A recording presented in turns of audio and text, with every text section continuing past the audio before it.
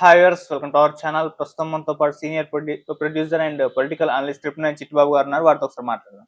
Sir నమస్కారం sir. నమస్తే. Sir, తెలంగాణలో నాయకులకు ఇరు పార్టీలకు అంటే కాంగ్రెస్ ప్రభుత్వానికి బీఆర్ఎస్ పార్టీకి మధ్య ఒక మాటల యుద్ధం అయితే నడుస్తుంది సార్. వీళ్ళ యుద్ధంలో అటు ఏపీ మాజీ ప్రస్తుత సీఎంలను ఇన్వాల్వ్ చేసి మరి మాట్లాడుతున్నారు. జగదీష్ రెడ్డి గారు మన ప్రెస్ మీట్ పెట్టి చంద్రబాబు నాయుడు గారు తన్ని ధర్మేస్తాం 9 సంవత్సరాలు ఆయన ఆంధ్రప్రదేశ్కి రానివ్వలేదు, తెలంగాణకు రానివ్వలేదని చెప్పేసి ఆయన కామెంట్ చేశారు. మళ్ళీ రేవంత్ రెడ్డి గారు కూడా మాట్లాడుతూ మా ఇద్దరి మధ్య పంచాయతీ చేసింది కేసీఆర్ గారే, చంద్రబాబు నాయుడు గారికి నాకు మధ్య ఆయనేమో జగన్మోహన్ రెడ్డి గారికి ఊడిగం చేస్తారంటూ ఈయన కామెంట్ చేస్తారు. ఈ విధంగా ఆ రాష్ట్ర ముఖ్యమంత్రుల్ని ఇందులో ఇన్వాల్వ్ చేసి ఒక మాటల యుద్ధం అయితే నడుస్తుంది సార్. ఇది పోలవరం ప్రాజెక్ట్ మన ఈ ప్రాజెక్ట్ కి సంబంధించి అయితే ఉంది. ఏం చెప్తారు సార్ మన పాలమూరు ప్రాజెక్ట్ కి సంబంధించి? సో ఏంటి సార్ ఈ ఇష్యూ ఏంటి, మరి మీరేం చెప్తారు ఈ వ్యాఖ్యల పైన? ఈ వ్యాఖ్యల పైన అక్కడ చంద్రబాబు గాని ఇక్కడ రేవంత్ రెడ్డి గాని ఇద్దరు గురు శిష్యులు తోడు దొంగలు. మొత్తానికి ఇద్దరు నేను శిష్యుని కాదు సమకాలికుడు అంటాడు కదా, అంటాడు. ఇద్దరు తోడు దొంగలు అనుకుందాం కొంతసేపు. గురు శిష్యులుగా తోడు దొంగలు ఇద్దరు అబద్ధాలతో అధికారంలోకి వచ్చారు. ఇద్దరు ఫాల్స్ ప్రామిస్ చేసి అధికారంలోకి వచ్చారు. ఇద్దరు నోటి డ్రామాలు, నోరు తెరిస్తే అబద్ధాలు, 100 మాటలు మాట్లాడితే 110 అబద్ధాలు. ఈ అబద్ధాలు, యూటర్న్లు,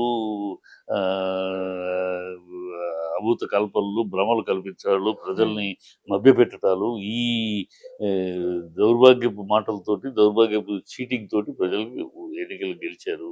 ఇవాళ గెలిచినాక ప్రజలు మమ్మల్ని వంచిస్తున్నారు, నమ్మక ద్రోహం చేశారు, వీళ్ళకి ఓట్లు వేసినందుకు మా చెంపలను చెప్పుతోటి మేము కొట్టుకోవాలని తల నెత్తి నోరు బాదుకుంటున్నారు. వీళ్ళ మీద శాపనార్థాలు పెడుతున్నారు. ఇప్పుడు వాటి నుంచి డైవర్ట్ చేయడానికి ప్రజల్ని పాలన లేదు. ఎంతసేపు కేసీఆర్ అంటాడు, ఇంకోటి అంటాడు. కానీ నువ్వు ఇచ్చిన ప్రామిసుల సంగతి ఏంటి రేవంత్ రెడ్డి? నువ్వు ఇచ్చిన ప్రజలకు చెప్పిన మాటలు ఎంతసేపు మూటలు సర్దుకుంటాం, సూట్ కేసులు సర్దుకుంటాం, అధిష్టానాన్ని పంపించడం, దాని మీద ఉన్న ఏకాగ్రత, దాని మీద ఉన్న కాన్సన్ట్రేషను, అక్కడికి వెళ్ళి రాహుల్ గాంధీ కాళ్ళ దగ్గర కూర్చోడానికి, అక్కడ సోనియా గాంధీ కాళ్ళు పిసరటానికి ఉన్నంత ఓపిక, ఉన్నంత ప్లానింగు నీకు రాష్ట్ర ప్రజల మీద, రాష్ట్రానికి మనం గెలిపించిన ప్రజల మీద బాధ్యత లేదు. నీకు ఎంతసేపు నీ పదవి కాపాడుకోవాలంటే ఢిల్లీకి సూట్ కేసులు పంపిస్తూ ఉండాలి. దానికోసం ఒకసారి హైడ్రా అంటావు, ఒకసారి మూసీ అంటావు, ఇంకోసారి ఇంకోటి అంటావు. ఏదో బెదిరింపు స్కీములో కాంట్రాక్టర్ని బిల్డర్స్ని బ్లాక్మెయిల్ చేస్తూ వసూలు చేసి ఆ సూట్ కేసులు అక్కడ పంపిస్తారు. అది పంపిస్తున్నంత కాలం నువ్వు ఉంటావు. నువ్వు ఎప్పుడు అక్కడ తగ్గుతావు, కోమటిరెడ్డి వెళ్తాడు. వీళ్ళ కార్యక్రమం అంతా ఎవడు పవన్ కళ్యాణ్ సరే రేవంత్ రెడ్డి ఎప్పుడు దింపాలని కోమటిరెడ్డి పైన ఎలా అడ్డుకోవాలని రేవంత్ రెడ్డి. ఈ సమస్యలు తప్పితే వీళ్ళకి, ఈ కొట్లాట తప్పితే అక్కడ బట్టి విక్రమార్క రెడీగా కూర్చున్నాడు దళిత ముఖ్యమంత్రి అని. ఎప్పుడైనా వీళ్ళిద్దరిలో గొడవ వస్తే ఆ గొడవలోంచి తను కాంప్రమైజింగ్ క్యాండిడేట్గా తను దూరిపోవాలని. సో ఇలా ఎవడు ఈ పరిపాలన ప్రజలు మనకి ఇచ్చిన పట్టం కట్టిన దాన్ని మనం పరిపాలన తీసుకోవాలి. ఇప్పటికే దేశం మొత్తం మీద కాంగ్రెస్ 0-0-0-0 అని వస్తుంది ఎక్కడి నుంచున్నా. ఇక్కడ ఏదో ఒక ఈక్వేషన్లో పొరపాటున వచ్చారు. గెలిచిన 60 అయితే ఓడిపోయిన 54 కాన్స్టిట్యూన్సీలు ఓడిపోయారు. ఇదేదో పెద్ద తన్నుకుంటూ వచ్చాం, కుమ్ముకుంటూ వచ్చాం, తొక్కుకుంటూ వచ్చారు. పిచ్చవాగుడు, గాలివాగుడు వాగుతాడు రేవంత్ రెడ్డి. తన్నుకుంటూ రావడం ఏంటి? 60లో గెలిచి 54 ఓడిపోయి 62 గెలిస్తే నువ్వు తొక్కుకుంటూ వచ్చావా? పిచ్చి కోతలు వీధి రౌడీ మాటలు మాట్లాడతాడు. సీఎం హోదా లేదు, సీఎం స్థాయి లేదు, ఆ నోటికి అదుపు లేదు, పదుపు లేదు, ఒక సంస్కారం లేదు, ఒక సభ్యత లేదు. మాట్లాడే ఆయన కాలు విరిగి ఆయన ఉంటే నువ్వు 10 కిలోమీటర్లు నడవగలవా అని అంటాడేంటి? ఏమైనా బుద్ధి జ్ఞానం ఉన్నాడు మాట్లాడే మాటేనా? కాలు విరిగి ఉంటే అంటే ఆయన కాలు యాక్సిడెంట్ దాని మీద కూడా నువ్వు సెటైర్లు వేస్తావా? మనిషికి ఒక విచక్షణ, ఒక మాట్లాడేటప్పుడు ఒక సీఎంగా మాట్లాడుతున్నాం, ఒక విధానంతో మాట్లాడాలి. ఏమీ లేదు. పిచ్చి ఎన్నికలప్పుడు ఏదో వాగావు, ప్రజలు ఏదో సరే ఏదో మాట్లాడుతున్నారు. సీఎం అయినాక సీఎం హోదా కాపాడవు. ఎవరు సిగ్గుపోతుంది తెలంగాణకి. తెలంగాణ ఒకప్పుడు ఈ సంవత్సరాల క్రితం తెలంగాణ 10 ఏళ్ళు తల ఎత్తుకు తిరిగింది.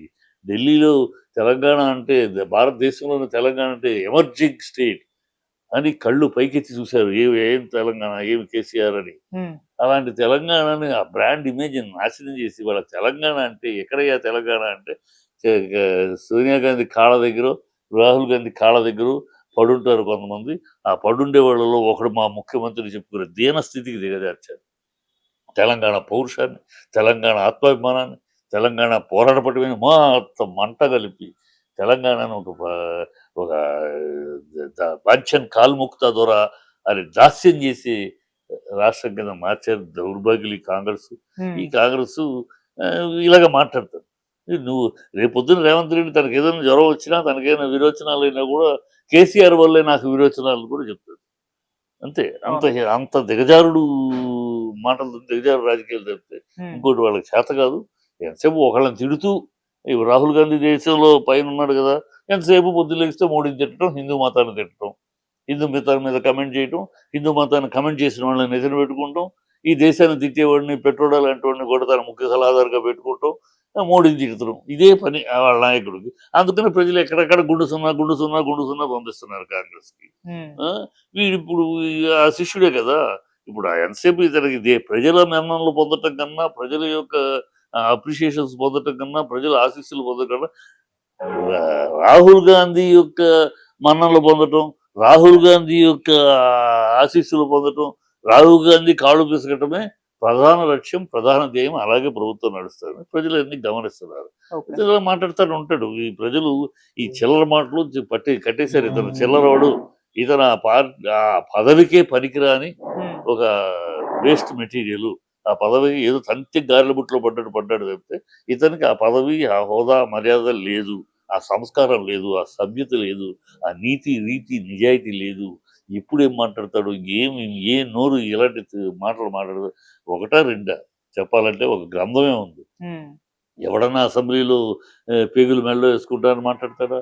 ఎవడన్నా అసెంబ్లీలో ప్యాంట్లు ఉడదీస్తానని మాట్లాడతాడా? ఎవడన్నా పిల్లల ఫంక్షన్‌కెళ్ళి బూతులు మాట్లాడతాడా? ఎవడన్నా విదేశాలకెళ్ళి అక్కడిది